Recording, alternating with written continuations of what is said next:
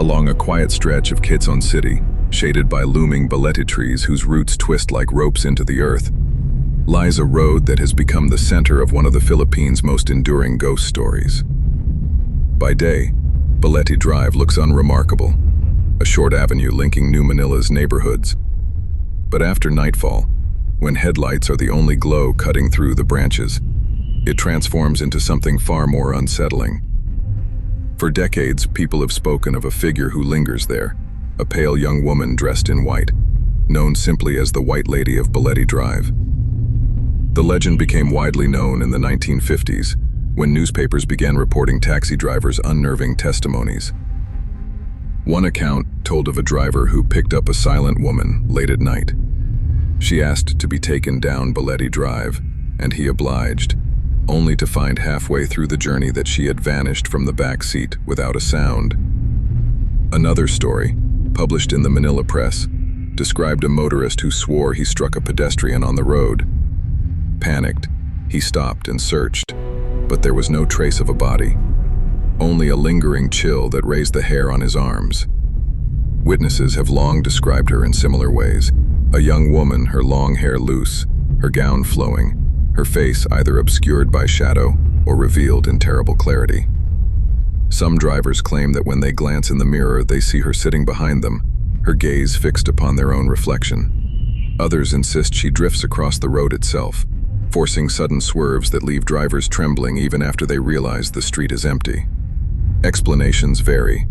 Some believe she was the victim of a car accident along Balete Drive, her spirit bound to the place where her life ended too abruptly. Others claim she was a victim of violence, her story silenced but her presence lingering in protest. Folklorists point out that the Balete tree itself holds deep meaning in Philippine tradition. Often called the strangler fig, the Balete is associated with spirits and otherworldly beings, kapres, tikbalangs, and restless souls said to dwell in its roots and branches. For many, it seems only natural that a haunting would take root in a road named for such trees.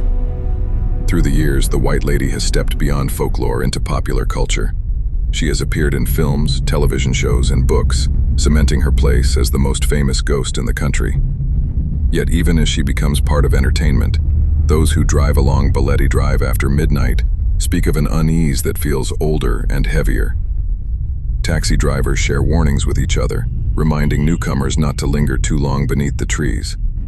Some residents admit to taking longer routes home, preferring the comfort of crowded avenues to the lonely road where silence hangs just a little too thick. Not all believe in her, of course. Skeptics dismiss the tales as tricks of the imagination, the product of tired drivers, dim streetlights, and suggestive stories passed from mouth to mouth. Others point to Manila's restless energy itself, the way fear and memory leave their mark on places, weaving stories into their very pavement. Yet belief or not, the legend endures. Ask a group of locals and at least one will know someone who swears they saw her, or nearly did. What is certain is that Balete Drive has become more than a street. It is a landmark of memory and mystery, where the city's modern bustle brushes against the old unease of things unseen. The White Lady remains its guardian of dread, waiting at the edges of vision, stepping briefly into the world of headlights and mirrors before fading again into silence. Decades after the first reports, drivers still quicken their speed when they turn onto Balete Drive at night. Some glance into the rearview mirror more often than they admit. For in Quezon City's most haunted road, it is not the shadows of the trees that unsettle the heart, but the chance that someone else may be sitting quietly behind you, clothed in white, waiting for the journey to end.